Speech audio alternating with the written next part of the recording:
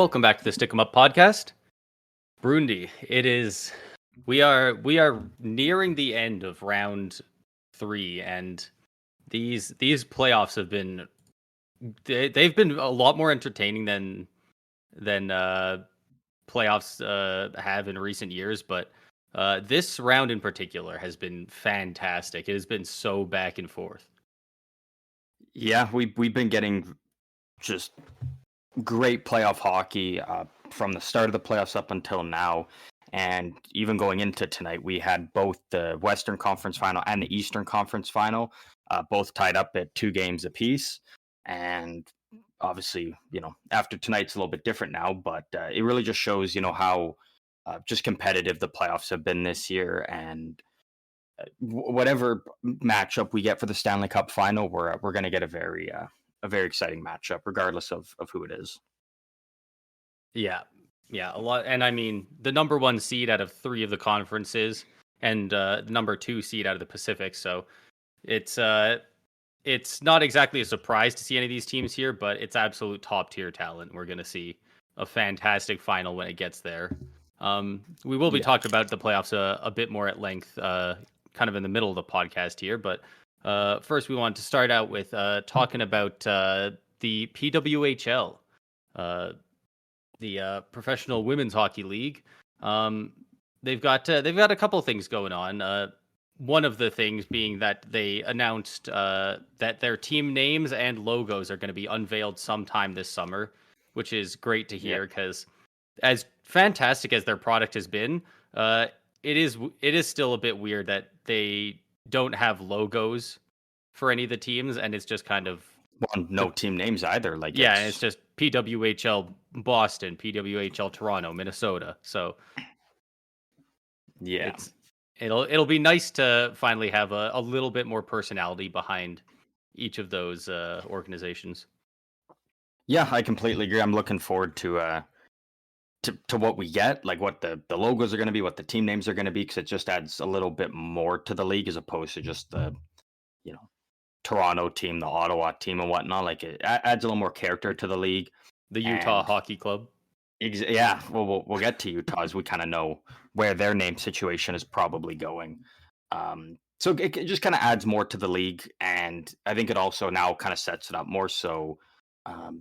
If the league continues to kind of grow as it already has this first season, we're probably going to start to see more expansion teams potentially in the coming years. And so, you're going to have to already have kind of have an identity of the league when it comes to your teams if you're wanting to bring more teams in. So it's definitely a step in the right direction now. And a big congratulations to PWHL team Minnesota, who won is it the Walter Cup? Yeah. The Walter Cup, which is their version of the Stanley Cup. They won it in 5 games, which are 5-game series in their league. So they won it in the final game of the playoffs over PWHL Boston. Really close series, absolute nail biter. They won it in a shutout, I believe. I believe it was like a 1-0 or a 2-0 shutout to win it. I believe it was 2-0 in the final game. Yeah, and absolutely incredible. Minnesota was the team that had the reverse sweep in the first round, right? They reverse swept the Toronto team that had that won the their league's President's Trophy. Yeah, the best regular season team. So they massive comeback there, and then they ended up winning it all. So that's a great bit of a story right there, and fantastic end to their first year as a league. Yeah, 100%. And even before we started recording here, we kind of talked about a little bit about the whole the debacle of what happened in Game 4. That being Minnesota. It was a 0-0 game in overtime. Minnesota scores the game-winning goal, and gloves are flying, sticks are flying. It looks like they are the first ever PWHL champions. And after a review, it was goalie interference. Goal gets called back. Boston goes the other way later on and scores to win the game. First of all, obviously, yes, it was goalie interference. Yeah. is what it is. Minnesota still had chances to win the game. After that, Boston just came out on top. I think that was huge for the league, though. Like, that was such great advertisement for the league, that happening there, because that's a huge moment to happen there. A championship winning goal called back in overtime, and the team ends up losing. It was just great advertisement for the league, and I think and it really put a lot more eyes on Game 5, which Minnesota ended up winning. Yeah, absolutely. I got to imagine that drew a lot more viewers in to watch that final game there. So uh, it's one of those things that's kind of weird, but like it probably is really good for the league in general. It's one of those things that I'm kind of wondering if guys like John Boy Media are gonna cover that. Like it A could, lot of media outlets were really covering like I that could see it being on situation. there, or like a Pat McAfee show or something like that. Like it could get picked up. That's Hmm. because that's pretty huge. It being in overtime in the championship winning game. Yeah, But 100%. that would have been so feels bad if they didn't come back and win it in Game 5. So I am really glad that they did. Yeah, yeah. So that's once again, congrats to Minnesota. Really looking forward to, we'll kind of come back once we know what what's going on with the teams, again, the names, logos, all that, as well Have as you the heard any rumors or? I've heard nothing. Okay, me I haven't either. heard Right? I was anything gonna say I'm about pretty any sure of they've it. been tight-lipped, but Yeah, I I haven't heard know anything. you're trolling around Twitter sometimes. Maybe you picked up something. Yeah, no, I've seen absolutely nothing on that. All your Um, informants aren't letting you in on it. no. The one thing that I am very excited for at the PWHL is actually the upcoming draft. Um, so the way it works is basically, in order to be in the league, you need to be drafted. So there is kind of some big names in the women's hockey world out there that are not in the league at the moment, but are now going to be in the draft. Sarah Fillier of Canada will be in it, as well as Amanda Kessel. Um, so I mean, like, right there, like that's two huge names that are going to be in the draft and gonna be in the league next year. So the league was great this year. It was really entertaining hockey.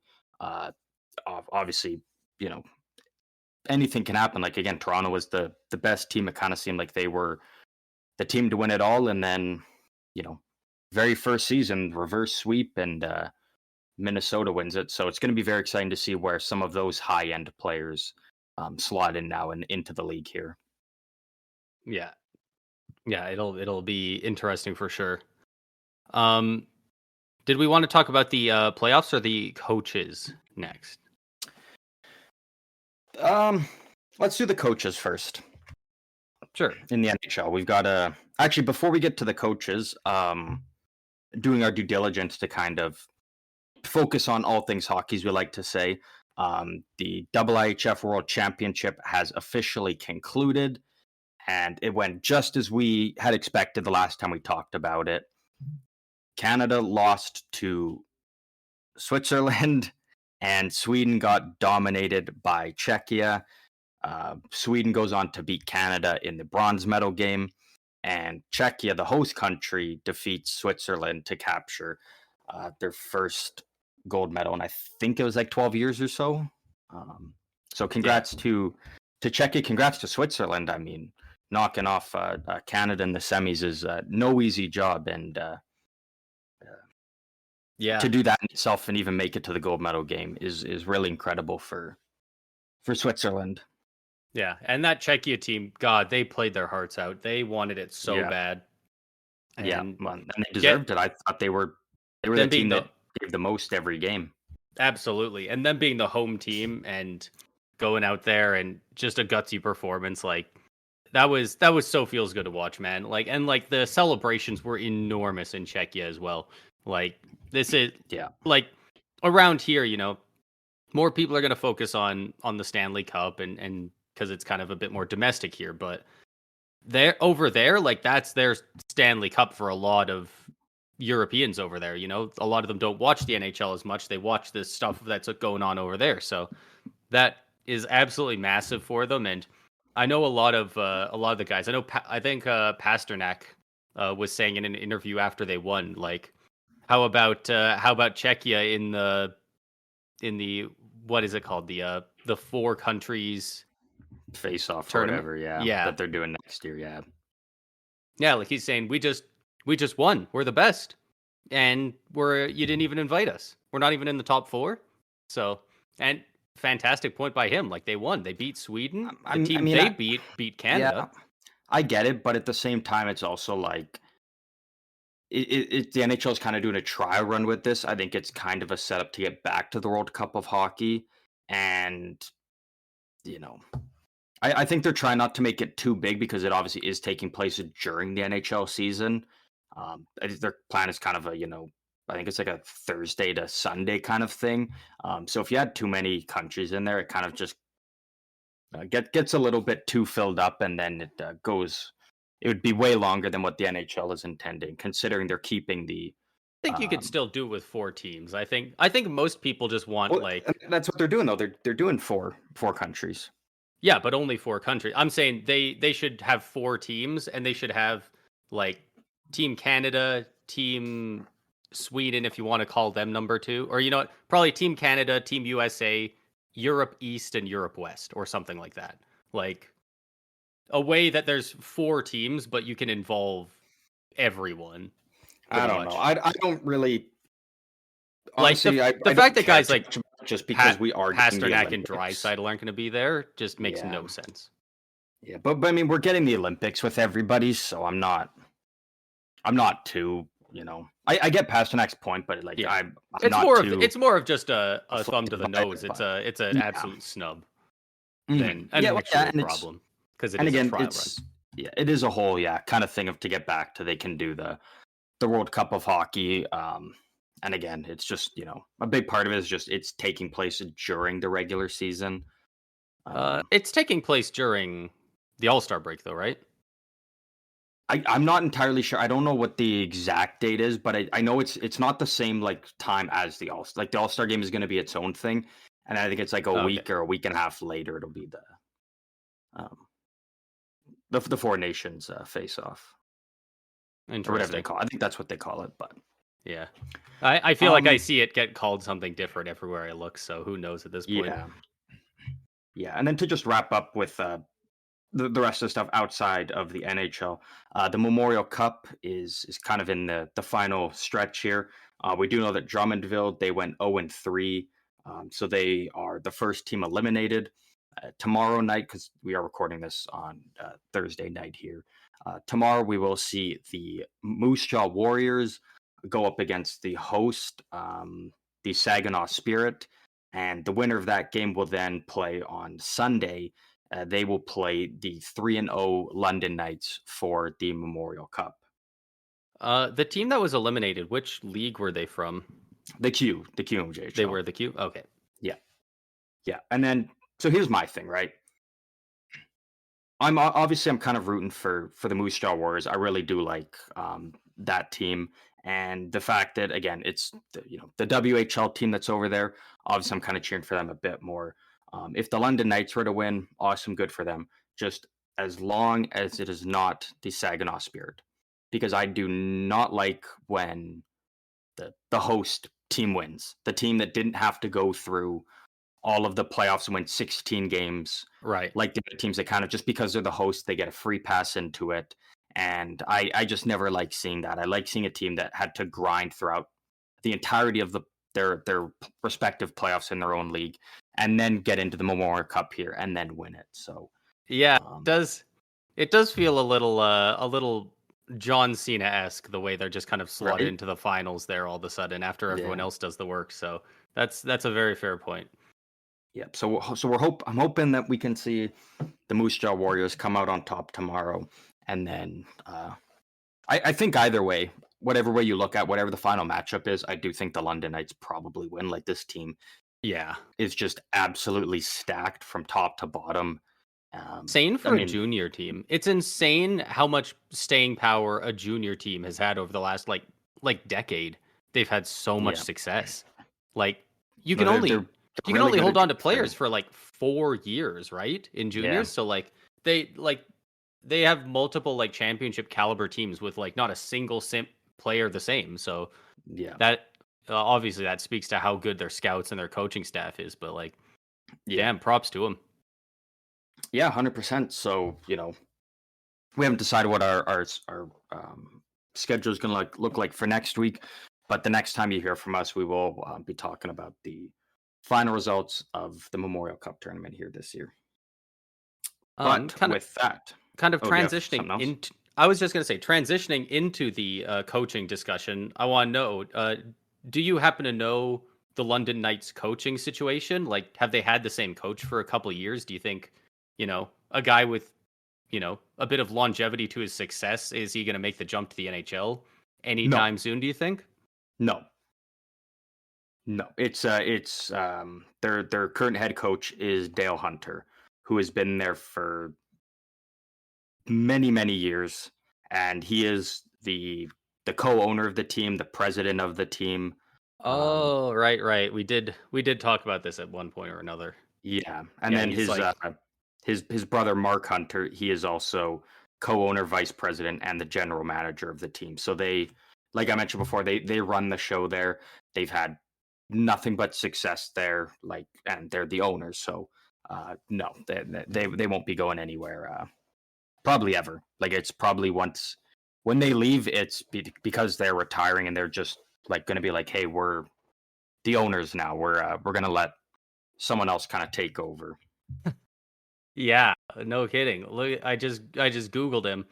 Dude has coached 1,374 career games in the OHL. He has a record of 908, 371, and 78. Yeah, like they just consistently always have a good team there. That's nuts. Yeah, which again is in large credit to uh, what the Hunter brothers have done there. It's because again they're running everything. Like they're two great hockey minds working together to put out the best team possible every year, and they do a bang up job at it. So Yeah, they're the Sedins of coaching yeah, and managing the team, apparently. Wild. exactly. Yeah. But moving over to the coaching carousel, as I like to call it in the NHL, Yeah. kind of narrowed down now in terms of when we looked at a couple weeks ago and we had lots of coaching vacancies. Um, that is not the case anymore. I believe we only have two. Since did we talk? We did talk about Jim Hiller in our last one. I'm pretty sure, if I'm not Um, mistaken. where did Jim Hiller go? That Jim doesn't ring Hiller, a bell. he stuck around with the Kings. He was the Oh, interim yes, head yes. coach there after Todd McClellan was let go, and they decided to keep him there and give him the title as head coach. I'm pretty sure we did talk about it though. Yeah, Now that I'm yeah, talking about it, we we have did. actually. Yep, and Um, since then, Dan Biel Balsma, Dan Balsma Dan Balsma. has been named the head coach of the Seattle Kraken. He was the Stanley Cup winning coach with the Penguins in 2009. So And the he's current head coach right now in the playoffs with the Coachella Valley Thunderbirds, which is or Firebirds, which is Seattle's AHL oh, team. So he's the guy that's so he was been also a developing hire their from within. yeah, he's the guy that's been developing their young guys and providing lots of success for that team down in the American Hockey League and is now making the jump up back up to the NHL to continue on with those young guys up in the NHL now. Yeah, well, yeah, everything in my mind, everything points to that being an absolutely great fit. I mean, you'll Yeah. have coaches. It's so hard to tell because you can't, with players you can watch and say, "Hey, that guy's good" or "That guy's a bum." But with coaches, it's so hard to tell. But all the signs seem to point towards that being a great deal for the Kraken. Yeah, exactly. And then so obviously first of all great hire by Seattle. I really like that for them. I think as far as I know it came down to Balsma and it sounds like Todd McClellan were kind of Yeah, the two guys there, and obviously they went with the guy that they already had there, they already knew, and the guy that's been developing their players down there. So that's a great hire for Seattle. I'm very excited to see what he can do with them now and what direction they kind of go with next year. Yeah, it'll be interesting if maybe is he a bit better with some of those young guys because he's been in the AHL for a bit, or is he just going to be one of those guys that just gets everything out of his players and all of a sudden they could, Seattle has like not a lot of top stars, but they have really good depth. Like they, under the right coach, they could be a playoff team next year. Yeah, I completely agree, especially with um, assuming that Shane Wright will now make the full-time jump and be a full-time NHLer next year. Yeah. Yeah, and that And too. then That's a coach that Shane Wright is used to as well. So, yeah, might be a bit of an easier transition versus jumping back and forth between two different coaches. exactly right. Now he knows the system that he's going to be playing in the NHL, and the coach already knows exactly what type of player Shane Wright is and exactly where to slot him in on that team. And then the other coaching official hiring is Scott Arniel has been named the official head coach of the Winnipeg Jets. He was the assistant coach with the team behind Rick Bowness. And when Rick Bowness had stepped away for a little bit this last season, Scott Arniel was the guy to step in and take over the head coaching duties in the meantime. And they have now made it official that he will be the new head coach of the Winnipeg Jets. Yeah, this is definitely a guy I know a little bit less about, but I mean, they've had a great farm team in Winnipeg for a bit, in part due to maybe it could just be attributed to their scouting because they have so many high quality young guys down in their system. But he's seemed to develop all of them well, and if they're gonna, in a very similar vein, if a lot of those guys as they start coming up on top of the great players they already have, if they already know the system, that could be really good for them as well, make it a smooth transition. And it's unfortunate because it did look like the Jets were poised to really do something this year, and it's too bad that they kind of fell flat in the playoffs there for Bowness's last run. But Yeah. And as far as I know about this, with Winnipeg, again, going back to Todd McClellan, it sounds like Todd McClellan was also kind of in the running for this. But as far as I know, it was basically as soon as Rick Bowness resigned and decided to retire from coaching, basically it was Scott Arniel was going to be the next head coach unless somebody else came in and just really wowed the Winnipeg Jets management to really make them go in a different direction. Obviously, that wasn't the case, so they went with again, sticking with their guys from within and going with the guy that they already know and who the players already know and have already had some proven success with Arniel running the bench there for him for I think it was like 11 games or something. I think they went like 9-2 or something with him. yeah, I don't know the exact record, but they definitely did well, I remember. And yeah, you always got to wait and see with coaches, but I'm personally a big fan of doing those hires from within. You've had this guy in your system for multiple years, and if you haven't fired your AHL coach in 6 years, it's because he's probably doing a good enough job. So Yeah, you like to think that pays off. So that'll be good for the Jets. Yeah, 100%. One other thing, just jumping back to Seattle.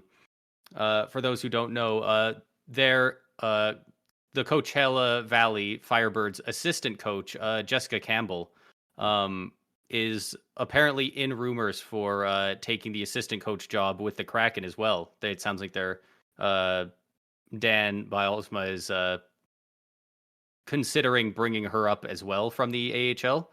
I assume he probably does. Yeah, Like, I mean, I'm almost 99% sure that will happen because again, with most coaches, they kind of have their guys and their their guys people that they surround themselves exactly. with. Yeah, Yeah. whenever a new head coach comes in, it's very often that a lot of the peripheral guys kind of get outed and they bring in their own buddies, or sometimes it's the GM doing that and they're bringing in their coach and their assistants. So Yeah. I definitely don't doubt that'll be the case, and she's one of the very few assistant coaches that I actually know the name of in the league. Like, there's been quite a few success stories over there. Ty Cartier, Riker Evans are a couple that Hmm. didn't look like they were going to be like they look like at most they'd be role players, but they actually look like they're developing really well in the AHL. So I would not be surprised to see her get brought up as well with him. Yeah. Yeah. 100%. I'm pretty confident that we will see that announcement made at some point. Just kind of, I think it's more just a matter of when, not if. Yeah, And then to kind of wrap up where we're at with the coaches, we now know that we started out with, I think it was like 7 at the beginning, and we are now down to just one head coaching slot open, and that is in San Jose.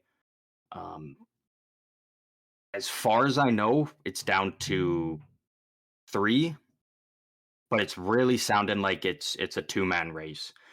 Those 3 names being Jeff Blashill with Tampa, Ryan Warsofsky, who is or is, I guess, technically, because he hasn't been fired yet, is still the current assistant coach for the Sharks, as well as Marco Sturm, who is the head coach of the Ontario Reign, which is the LA Kings AHL team. Former San Jose Shark as well. yeah. Just as a Sharks fan, do you have do you have a guy you're pulling for? Do you have a guy that out of those three that you're hoping that they go with? Um, well, first of all, I don't think they can go wrong either way because it sounds like the 2 names that it's coming down to is either Marco Sturm or Ryan Warsofsky. I'm more so hoping that it's Marco Sturm because he's already kind of got that head coaching experience. He's I think been a proven coach, and I think coming back to San Jose, I think he could do great things um, with a lot of the young guys, especially now that Will Smith has signed. So he'll either be playing in the NHL or the AHL, as long as it means as long as bringing in Marco Sturm doesn't mean that Ryan Warsofsky leaves. If it's you bring in Sturm and Warsofsky stays, I think that's awesome.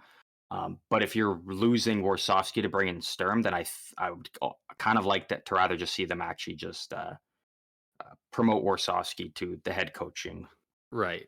spot. Yeah, that's So fair. And as a Tampa Bay fan, where Jeff Blashill currently plays, that's definitely the correct answer. Not saying him.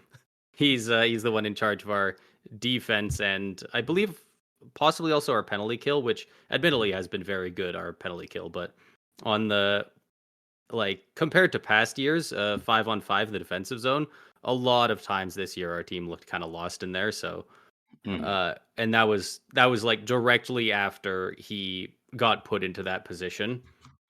So yeah, it's maybe it's just the personnel on the ice, but it sure does look from the eye test like it's a system problem on the defense there. So yeah. if the Sharks don't take him, I'm hoping Tampa still moves on from him and can find somebody else, but I guess we'll have to wait and see on that. Yeah, and I don't I know a lot of people are really reading into this. I'm not as much because I think if Marco Sturm doesn't get hired by the Sharks, I think he stays right where he is with the Ontario Reign for the Kings. But the LA Kings officially today did name their coaching staff that'll be up there working with Jim Hiller and the Kings. And Marco Sturm was not one of the names announced as part of their coaching staff. So a lot of people are believing that that means that he's probably going to end up going to San Jose, and that's why he wasn't promoted up to the NHL with the Kings. So take that for what it's worth. I don't read into that too much. I think it's if he doesn't go to San Jose, then he stays right where Yeah, he's at and where he's I been doing definitely just think fine. if he So doesn't move, he'll just be staying there and coaching the Rain for exactly, at least another year, yeah, exactly. So, um, but and or it doesn't have sound like we're getting an announcement anytime soon from the Sharks. Like there's nothing that's being like they've got a press conference for this day or an announcement's coming soon. Like it sounds yeah. like we're still it could drop at any moment, or it could be another week and a half to 2 weeks before we know. So Yeah, yeah. We'll All we keep an know eye is out it's on that. probably going to happen before training camps start,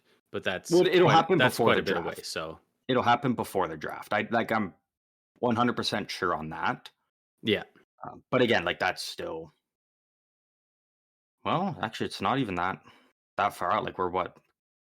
I mean, we're less than a month from the draft, so uh, going to be exciting. yeah. So we'll keep an eye out on that. But again, I don't expect anything to be coming out relatively soon for that. Yeah. Um, and then we just have the playoffs to talk about, I suppose. Yep, we've only got the two rounds left. Take your pick. Which series do you want to start with? Let's start with the Dallas Stars and the Edmonton Oilers. That is the series that is currently still tied up at 2-2. Edmonton winning game 1, Dallas winning games 2 and 3, and then Edmonton winning last night 5-2, despite going down 2-0 quite early on in the game. Yeah, they really quickly got rid of that 2-goal deficit and ended up winning it 5-2. And man, it's when McDavid and Draisaitl are on, They're on. They They're are on. on. It is hard to win because they have a good, like in the past it's the McDavid and Draisaitl show. We all know that, but now it's a bit of a different story. Like obviously they are driving the ship there, but they have several other fantastic players at this point, and they've got other guys that they've can got pick up the depth. slack. So Yeah, it's not like you can just just pin all your best defensive guys on them and then focus on winning the rest of the game. Like there's other places you do have to focus as well. So mhm. the Stars have done a decent job at kind of containing them, but I mean it's 2-2. And do you have an inkling of which way you think this series is going? Do you see momentum heading one way? Do you still maintain your predictions from the start of the series? So first of all, I don't think with this series there is every game is a new game. With these teams, Yeah. it is like the previous game is completely erased out of the minds of everybody going into the next game. It's just a brand new game, you know, like that. Like nothing bleeds from one game to the other in terms of the result. That being said, we talked earlier. I think this was around the middle of the second round when talking about the Dallas Stars and how good their top defensemen have been, but how they've been so good and they've been really relied upon. Kind of really kind of looking at their top four. You can Yeah. include Ryan Suter in there if you want, but I'm kind of just looking at the top four. Chris Tanev blocked a shot last night. He left the game. He did not return, and he was seen wearing one of those walking boots. His status is Oof. currently up in the air for Game 5 tomorrow, and I think that's a huge part of it. I think if he can come back and still do what he does, I think Dallas has a good shot. If he is because like when you look at Chris Tanev, he's basically like you could easily say he's the best defensive defenseman in the league, and you're probably right. He's Um, definitely up there at so the bare minimum. losing Like him, as far as defensive defensemen go, he's right I, up I there. think I think I'd put him And number one. I uh, can't think of anyone else that I would give a nod to over there's a few Tanev. guys I might, probably a Jacob Slavin. Uh, admittedly didn't focus on Ryan McDonough very much last year, but I think I would still take ten. Tanev over them in He's terms of the shot blocking and his relentlessness in the corners and uh, yeah. willing to just take a hit to Just make the sure that fact he that he gets could the even make puck that out. argument and he's playing on their second line is D pair is incredible. And that of course means being so good defensively, he's playing a lot of penalty kill time. Yeah, And Edmonton notoriously has an insane power play. a So really good power if play. he's not playing, Yeah, that could spell disaster for the Stars team. yeah, 100%. So again, I think this series could easily still go either way. Like it is a best of three now. Dallas does have the home ice advantage. They do have Rupe Hintz back. They got him back halfway through the series, as well as Edmonton did get Adam Henrique back, which both have been huge additions for the teams. We did see Jason Robertson get a hat trick there to kind of really steal the game for Dallas in Game 3. This one can go either way. I really can't pick a side because I think a lot of it really kind of comes down to, does Chris Tanev come back, or is it like he's done? Because I think Dallas is really going to need him, especially when, like we've talked about, they're really not comfortable with just rotating 3 pairings. Like it's kind of you're kind of rotating 5 guys, or you've got your 2 pairs and you're kind of rotating Ryan Suter through there. So I think that's kind of a big part of how this series is going to go is Chris Tanev's health going forward. Yeah, it's going to hinge on that a lot. And yikes, man! Like being in a walking boot. Like, I mean, obviously it's not a full boot, but that's that doesn't sound like a guy who can play Game 5 to me. You know, like I mean, maybe I if don't they know. push it to 7, they pump him full of drugs and put him out there. But The thing is like we've seen, like, Zdeno Chara played a Stanley Cup final with his jaw wired shut. We've seen Patrice Bergeron play with a punctured lung and stuff. Like if there's I mean, for all we know, Chris Tanev's foot could be the size of like a soccer ball, and then at that point, like, yeah, there's nothing. But if Chris Tanev's feeling up for it, and if he feels comfortable playing and he can give it his all out there, and he can fit his foot into a skate, he's probably going to play, because again, this is the guy that literally throws his face in front of slap shots and he'll do it is for right out regular there the very season next too. game. Yeah. Like he doesn't care. But I'm expecting Tanev to play, but we don't really know the full story of exactly the extent of his injury at the moment. Yeah. So And we also don't know what he's told his doctors, right? Like, he could have told them it's not too bad, and they put a boot on him as a precaution because he was like, "Hey, can I have one?" But yeah, his ankle might be shattered, and he's just going, it hurts a bit. Help me tape it up. Like, like some guys will just lie to the doctors to try and be able to keep playing so that they don't get forced taken out of the game.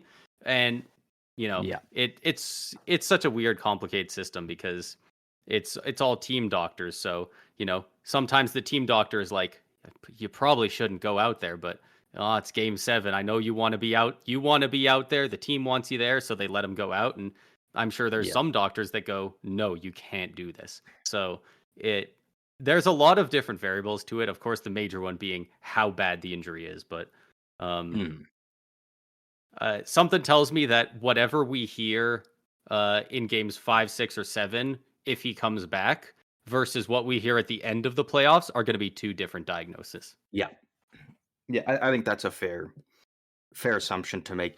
And even if he does come back, I mean, again, it's Edmonton. Edmonton is pretty much kind of the most unpredictable team out of the remaining 4, because you never quite know what you're going to get out of Stuart Skinner. But at the same time, when you've got guys like McDavid, Draisaitl, even Zach Hyman, who we'll get to the stats leaders at the end, but has an absurd amount of goals, and then even Evan Bouchard, who has a ridiculous amount of points as a defenseman. Like, this is a team that could easily just go out there and just dominate for the next 2 games. And you're so right about them being unpredictable. Like, I could see them losing the next 2 games. I could see them winning 6 in a row and sweeping in the finals. Like, if McDavid decides to score 4 points for the next 5 games, we know he can do that. So, like, it's very possible. Or they could get shelled for 8 goals 2 times in a row and be out. Like, they are a very unpredictable team. Like, there's a lot of those top teams, like the Rangers, Tampa a few years ago, Colorado just a few years ago, where it's like, you don't see these teams, even if their top guys get shut down, you don't see them not scoring at all. They're still probably getting 2 a game. But, like, this team could easily score 10 goals or 0 in any given game. Yeah. It's really a wild card. Yeah. So, I'm really looking forward to how these next 2 games go.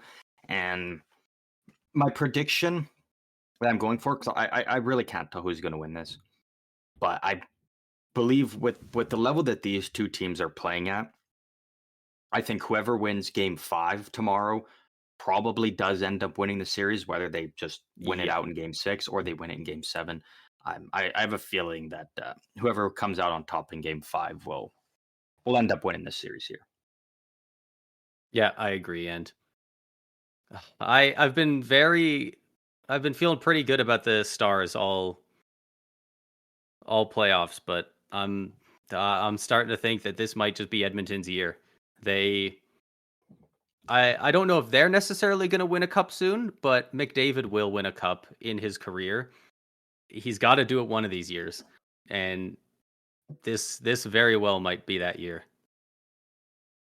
Yeah. I'm kind of again.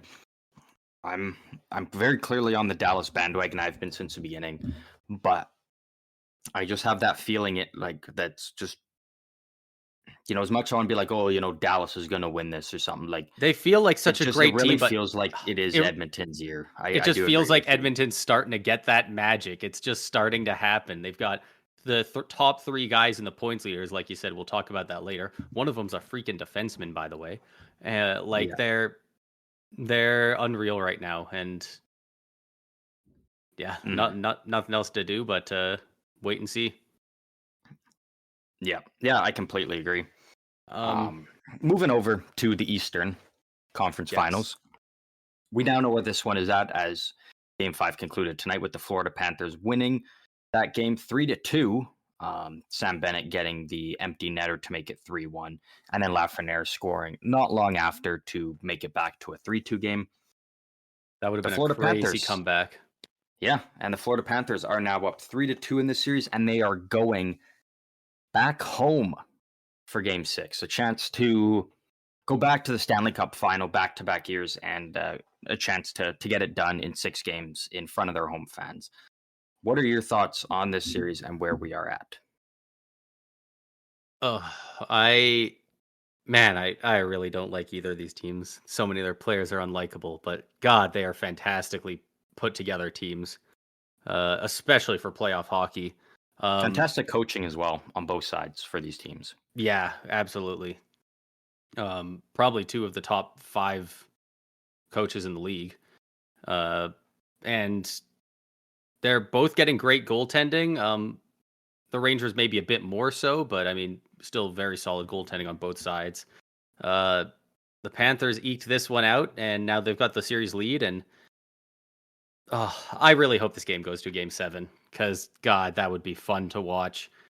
Like these teams have been getting chippy with each other. They have been throwing all kinds of stuff. Like the Truba elbow on Rodriguez that somehow gets 2 minutes. Dude should have been suspended for several games.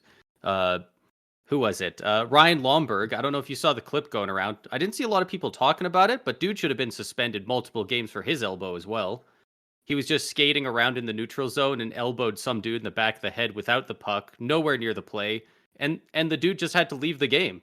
He got pulled by the concussion spotters. Like wasn't even a hockey play. Like there's a lot of Mhm. dirty shit going on in this series, and at least it's at least it's two-sided. You hate to see it happening constantly to one team. It really feels Yeah. like they're getting screwed there. So at least it's a Mhm. bit of a two-way street, and they're making it a series. Like I really hope it goes 7. I think I mean they're up 3-2. I think the Panthers are going to win it, but A Game 7 would be fantastic, especially at the level that Shesterkin and Bobrovsky have been playing at. I would love to watch those two Russian goalies, have that showdown in a Game 7. yeah, and they right now both teams have a lot of clutch players that would be showing up for that Game 7, going hard. So Mhm. I'm just hoping for a Game 7 at this point. Uh, I'd say Panthers probably win in 7 if I had to guess, but every single outcome at this point seems possible and very well could happen. Yeah. Also worth noting in this series that both of the Rangers' wins in the series have come in overtime. So again, it's one of those Mm, things that like it's a 3-2 Florida series, but it could have just as easily been the Florida Panthers sweep the Rangers. yeah, Um, Much kind of similar to last year, like they did with the Carolina Hurricanes. But with overtime, not games 2 and 3, but game 4. It went to overtime between the two teams, and Barkov got messed with on a breakaway by Blake Wheeler. Did you end up seeing that play there? No, I never saw that. Because I wanted to ask your opinion on it, because myself personally, along with pretty much everybody else, all kind of had the same conclusion that we were, it took a couple seconds, but we were waiting for ref to point to center ice there and be like penalty shot, because I do really think that what Blake Wheeler did, Barkov really didn't get an opportunity to score there. I thought it should have been a penalty shot, but then right into the power play there, Sam Reinhart's left all alone in front and buries the overtime winner really quickly, which fantastic for the Panthers, but I'm still really bummed that we didn't get a penalty shot in A overtime. Barkov penalty shot on Shesterkin in Yeah, overtime in the playoffs. Like that's yeah, we were robbed of that. We were robbed of that. yeah. And if I'm the Rangers, I think that's what I would have rather preferred. I think I would have much rather absolutely. preferred just being like, you know what? I think Barkov's probably like a top 3 guy in the league in terms of penalty shot shootouts, whatever you want to call it. But the way Shesterkin has been playing, like, Especially against any above average power play, you're going to want to take a penalty shot over yeah, the power play. or For having to sure. try and kill off 2 minutes there, and obviously the Rangers weren't able to do it. But either way, I'm glad that it kind of went in Florida's way, because I think a lot of them felt like they were robbed of a penalty shot, because I think they were pretty confident that Barkov was going to score there, and it really didn't matter because Sam Reinhart, doing what he's done all year, gets it done for them. So I'm very excited to see how this one goes, especially because Florida's got a chance to go back again for the second year in a row, and this is a team that from day one has came in pissed off into training camp with that mindset of, we never want to feel what we had to feel last year. We want to be on the other side of that now. We want to be the ones on top. We don't want to be the ones sitting in that locker room for 2+ hours after that final game, just thinking like, man, what could have been, and whatnot. And they're a lot more healthier this year.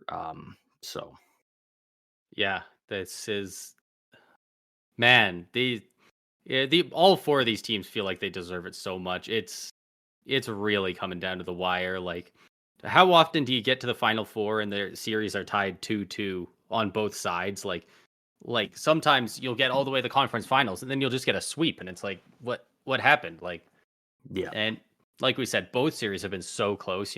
Both the Rangers wins were in overtime. At least one of the Panthers wins was a 1-goal game. Basically, 2 of them. They've like tonight was a 1-goal game. Yeah. Game 4 was overtime, and then game 1 is the only one that hasn't been a 1-goal game, and that's the Florida 3-0 win there. Yeah. So and that 3-0 win was 1-0 with 5 minutes left, and then there was a weird bounce goal for 2-0, and then an empty netter. So it's been incredibly close, and it just feels like it deserves to go 7 games, but only time will tell on that. Yeah. So before because I think the only thing we really kind of have left is, where we're at with the stats leaders, but I want to do something here. Sure. And we're going to do this for all 4 teams here. If you're the Edmonton Oilers, doesn't matter if you beat the Stars in 6 or 7.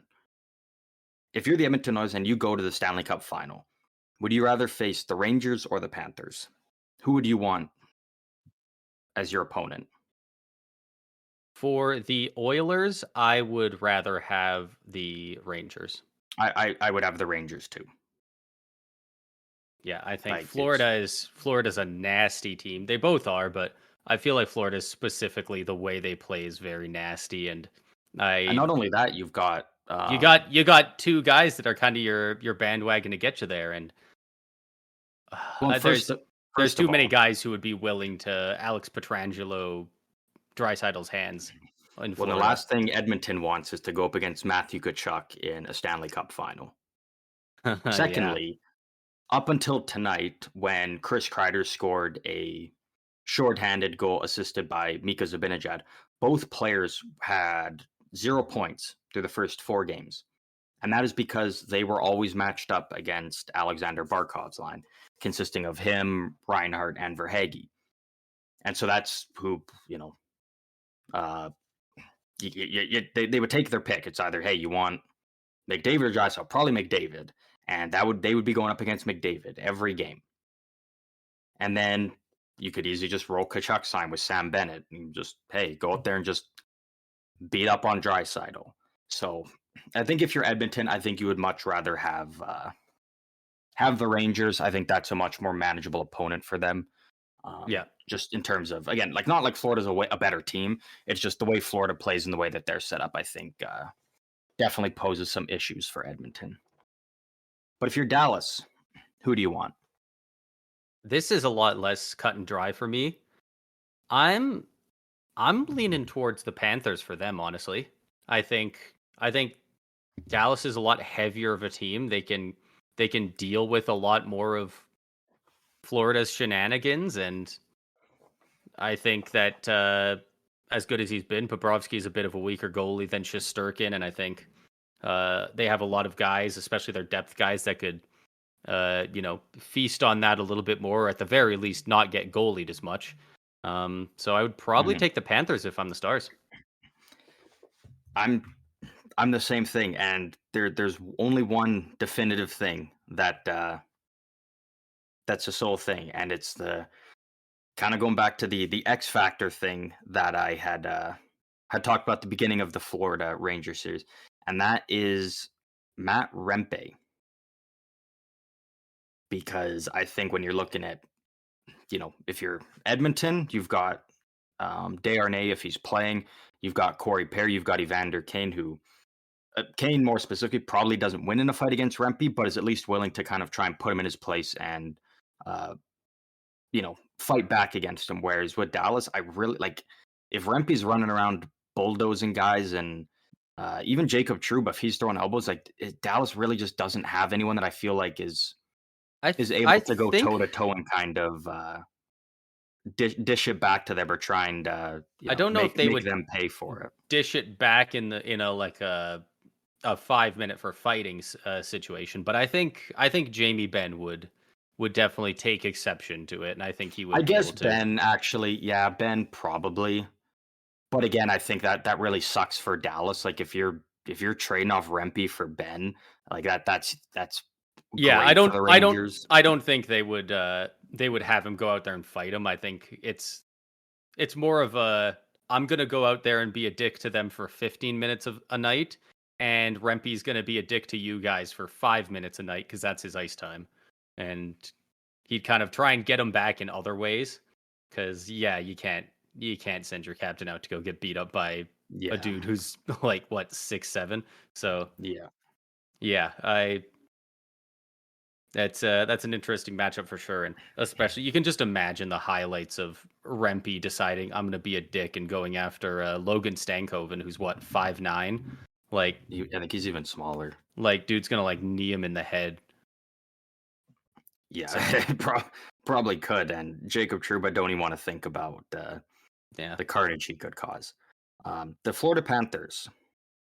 Who would they want? Or if you were them, who would you want? Kind of for why I went over why I wouldn't pick them for Edmonton. I'm going with Edmonton for them. They have fantastic shutdown guys, and they have great agitators. And I think you constantly throwing all kinds of crap at McDavid, Draisaitl. It's going to be really tough for them to do their work, and they've got the depth to back it up as well. And Stuart Skinner's been definitely serviceable in these playoffs, but he's definitely the weakest goalie left. So that's also just another bonus for Florida if they rolled Edmonton. Yeah, I'm the same way with Florida, and spoiler alert, I'm the same way with the Rangers. I would have Edmonton, and it's solely just because,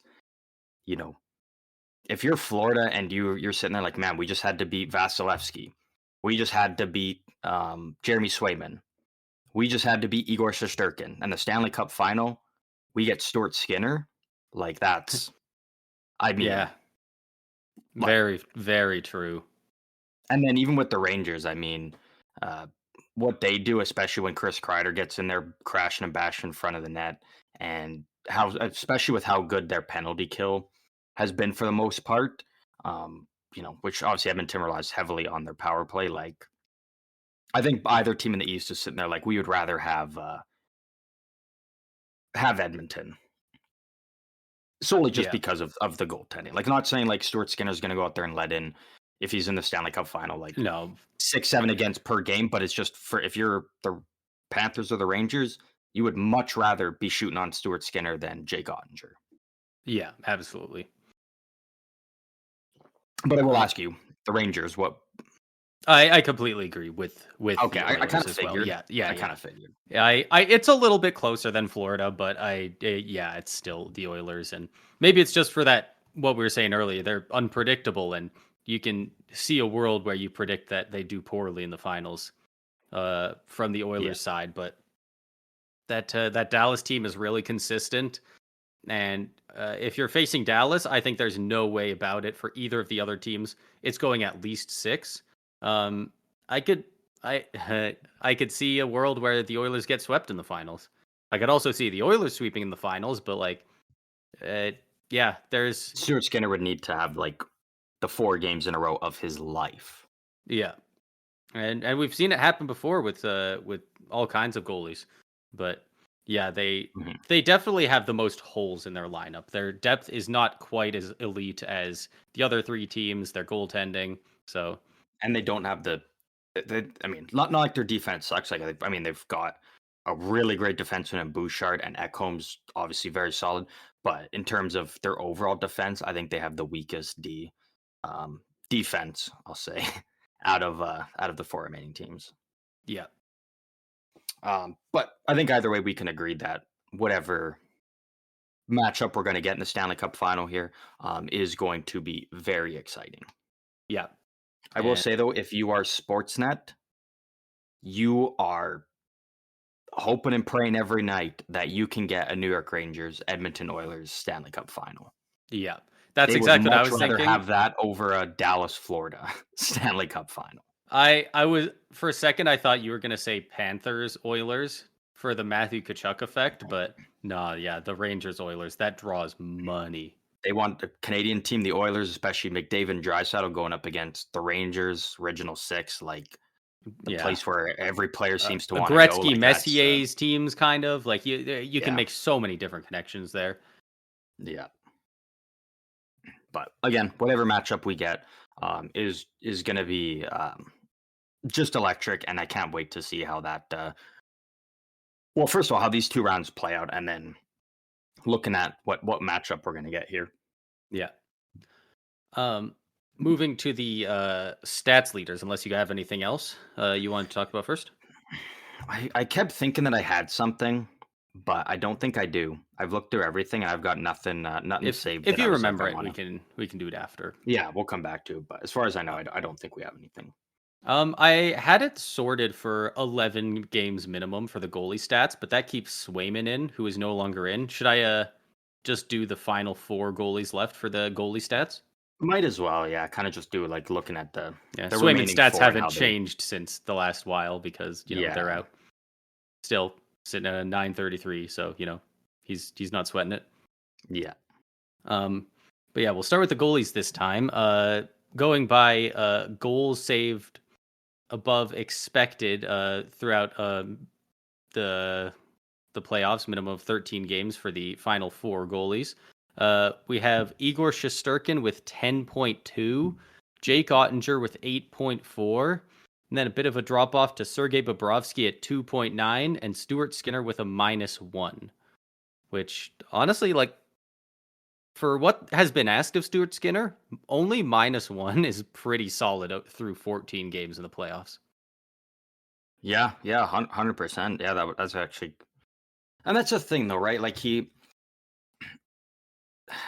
with Edmonton, it's basically if they lose, it's people always find a way to spin it and be like it's either Skinner's fault or Darnell Nurse's fault. Yeah, And what I don't think Skinner's been, this elite goalie that has put the team on his back.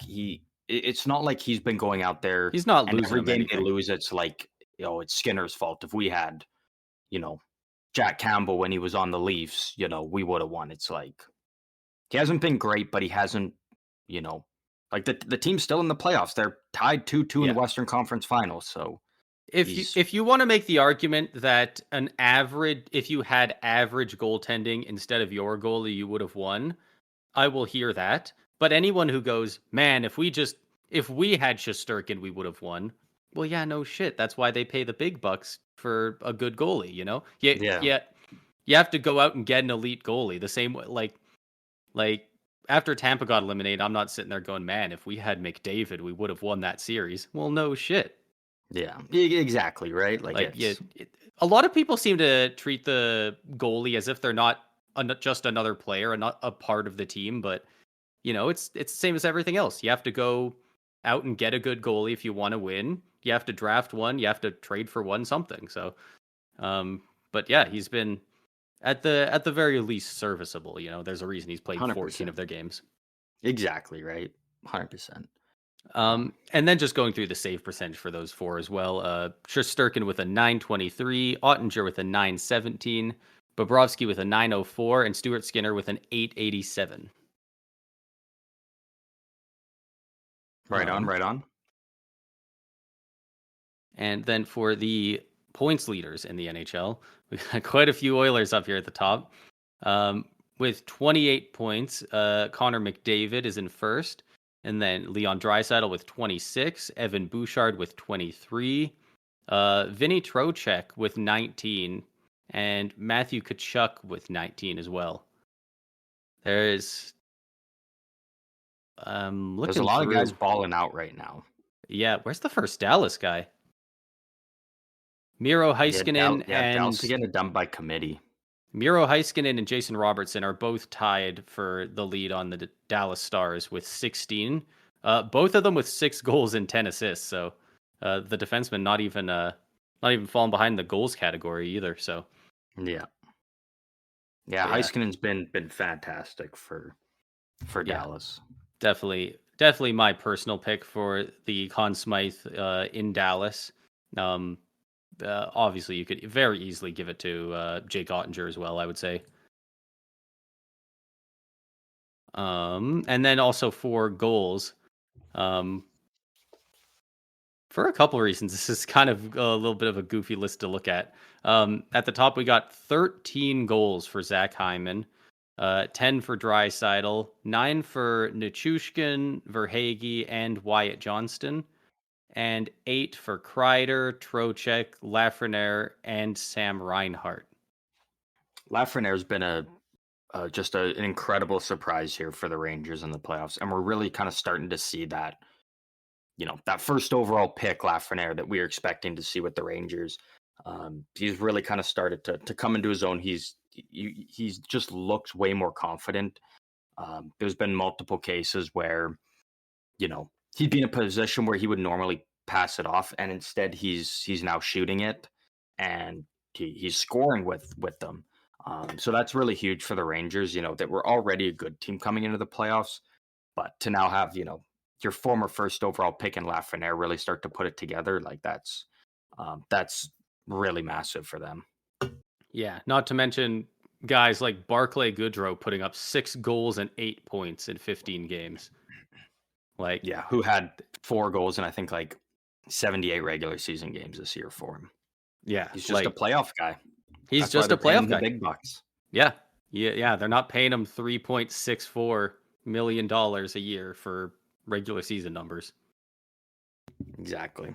But interesting thing to note, Lafreniere is an RFA at the end of this season. So I am very interested to see if what comes of that. If somebody else tries to maybe get trade something for him, done maybe before offer sheet. No, the Rangers will get something done with him before the start of free agency. They won't even risk letting him hit the market there and be open to offer sheets. They'll find a way to get something done before then, especially the way he's been playing now. Like, yeah, it's too bad he broke out now because I was really excited to see if one of these teams was going to go after him. But I mean, they have a lot of salary tied up. If somebody makes Lafreniere an offer he kind of can't refuse, it Nah, don't. And the might thing put him in is like pinch. that's the thing is like there will be a team that will give Lafreniere like a pretty good deal that he will sign. I just don't see the Rangers letting it get to that point.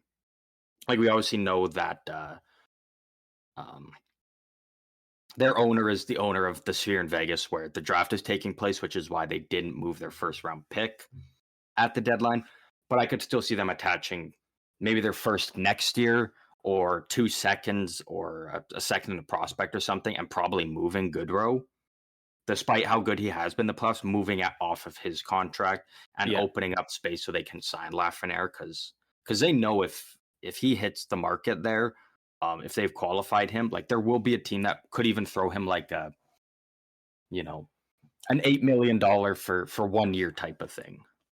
yeah. And the I Rangers one are like, we got to open up $8 million just to get him back for this year, and then if he continues this level, we're going to have to pay him even more the following year. So um, there's just no way the Rangers will let him get there, and if they do, like they're really in trouble with that situation. Yeah, it would.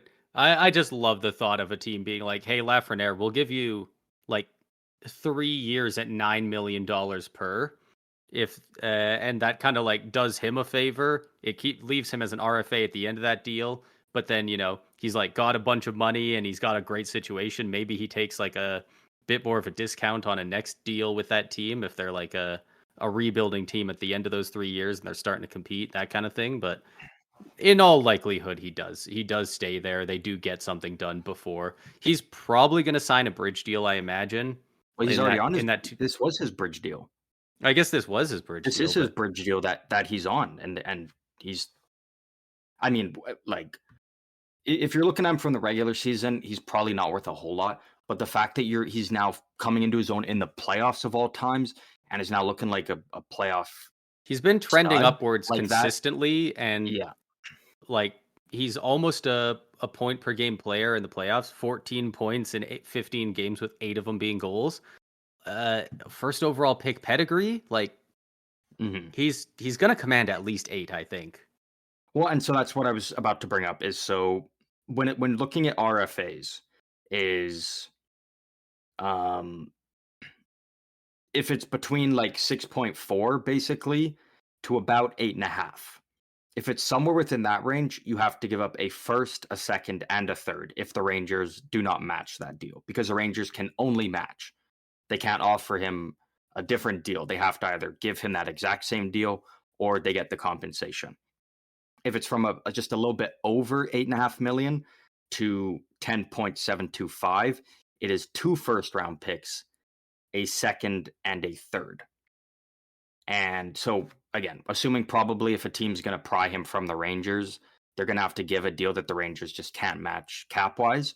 So, for argument's sake, well, I guess it's the same either way because it's the exact same teams. Yeah, Whether they offer him the say what did you say 8 mil? We'll go with 8 mil. yeah. And that would be a first, a second, and a third. These are the teams that can offer him that. The Buffalo Sabres, Chicago Blackhawks, Detroit Red Wings, LA Kings, Minnesota Wild, Montreal Canadiens, which are no stranger to throwing out offer sheets, Hello.